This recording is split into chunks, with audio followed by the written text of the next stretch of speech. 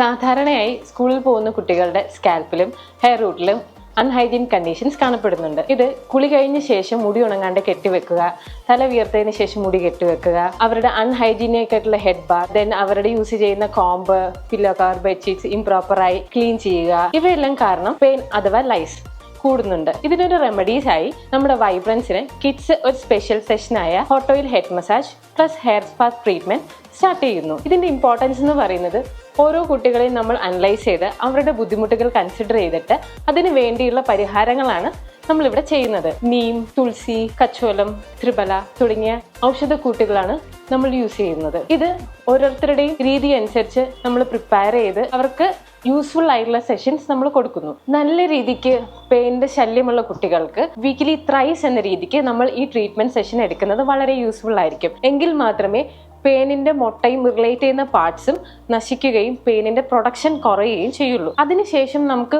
Monthly once എന്ന രീതിയിലോട്ട് ഈ സെഷൻ ചെയ്താൽ വളരെ യൂസ്ഫുൾ ആയിരിക്കും. മാത്രമല്ല നമ്മൾ കഴിക്കുന്ന ഫുഡ് വളരെ കോൺസെൻട്രേറ്റ് ചെയ്യുക. അധികം സ്പൈസി, ഓയിലി, ജങ്ക് ഫുഡ്സ് ഒക്കെ റെഡ്യൂസ് ചെയ്യുക. അതിന് പകരം സിട്രസ് കണ്ടന്റ് ആയിട്ടുള്ള foods, carrot, beetroot, cucumber and yellowish fruits ആയ ഓറഞ്ച്, ലെമൺ തുടങ്ങിയ കണ്ടന്റ് അടങ്ങിയിരിക്കുന്ന ഫുഡും നന്നായി ഡയറ്റിൽ ഇൻക്ലൂഡ് ചെയ്യുക. എങ്കിൽ മാത്രമേ ലൈസിന്റെ പ്രൊഡക്ഷൻ കുറയാൻ സഹായിക്കുകയും മുടി നന്നായി വളരുകയും ചെയ്യുള്ളൂ.